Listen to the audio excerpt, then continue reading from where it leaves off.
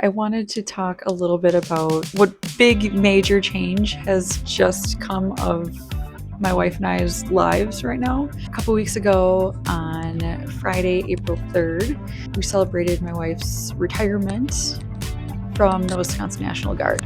22 years of honorable service, which is incredible. It's commendable. I'm so proud of her for everything that she's accomplished. She was always the top of her class for training.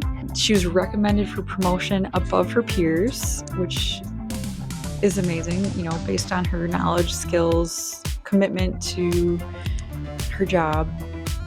She overcame injuries from her work as a quarry equipment operator when she caught a steel plate with her ankle. So she's got pins and all sorts of metal in her leg. And in 2022, she was officially sworn in as an officer, where she went on to develop new innovations in her role managing a team. This is all very impressive on paper, and I'm super proud of her. But what got me the most was that every single time I met one of her colleagues, they described her the same way. Every single person said she's brilliant. Every single person said we'd be lost without her. She makes everything easier. Unprompted, just like they just had to tell her wife how incredible she was. So after completing her officer training, Braylee decided it was time and she wanted to volunteer for an overseas deployment. And unfortunately, she never got to go. Her military service was cut short because on January 27th, 2025, President Trump signed the Executive Order 14183, prioritizing military excellence and readiness. This order banned soldiers due to their gender status change. So not their performance, not their merit, not their 2 decades of experience, just because of a gender change. Her peers fought for her, and her superiors, they advocated on her behalf, but ultimately the order was enforced. And I just want you to sit with something for a second, to just kind of wrap your heads around this. Imagine you're dedicating your entire career to serving your country. Very honorable.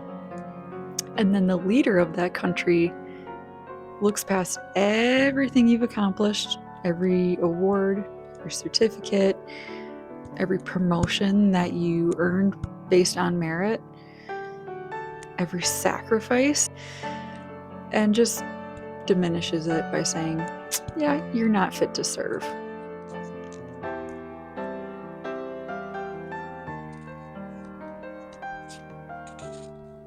She had a really bad year. We had a really bad year. It was really hard to be a support system for her. Because it's not like you can say, oh, it's okay, everything's going to be fine, because it wasn't fine. It wasn't okay. It stripped her of her military identity. But it hasn't changed her true identity. She's a brilliant badass. That's who she is. She didn't need the military to tell her she was good enough. Her record did that. Her colleagues did that. 22 years of showing up being the best person in the room did that. So what is she doing now with her freedom? Well, first, she's taking a break because she definitely earned some time off after 22 years of dedicated service. But then she's hitting the road this summer. She's gonna do a Route 66 trip on her motorcycle with a group of YouTubers, and she's gonna record videos for her channel. She's got a lot going for her. That's just who she is. She's the kind of person who can get knocked down by something that would totally obliterate most people and dust herself off and ride off into the sunset on her own terms. I mean, besides watching all of Schitt's Creek, she's been doing a lot. She's been getting some training done in DaVinci, which is her software that we use to edit videos. She got up on the roof, like first Monday of her retirement, got up on the roof and took down our rusty spires that we had. She was up 3.5, 4 stories, climbing on the roof. She's a badass. Overall, I think she well deserves to enjoy the freedoms of civilian life that she was dedicated to serving. Sergeant First Class Broadbender's education includes Common Faculty Development and Structured Course, 25 Bravo Advanced Leader Course, 25 Bravo Senior Leader Course, and Battle Staff. She also holds an associate's degree in criminal justice from Madison College and a bachelor's degree in information technology with a concentration in security from American Intercontinental University, where she graduated magna cum laude. Sergeant First Class Broadbender's awards and decorations include the Army Commendation Medal, the Army Achievement Medal Second Award, as well as various other service medals and ribbons. Sergeant First Class Broadbender is constantly thinking ahead. Anytime I'm thinking of something that might improve our user experience, Sergeant Broadbender turns around and says, I already thought of that. Here's the plan. Do you want to see it? Or it might be something that's already done. When the announcement came out for her promotion, I received a few phone calls.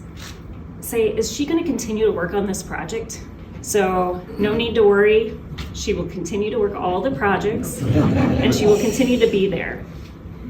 So also with the MEB upcoming deployment, she'll have an opportunity to serve as a leadership role.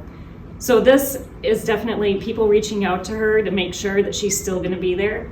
Shows that she is continually making things better, along with making an impact on other people's lives. I'm excited for this promotion today because all the past accomplishments, and I look forward to the future in your new role as an officer. I'm sure that you will continue to do great things.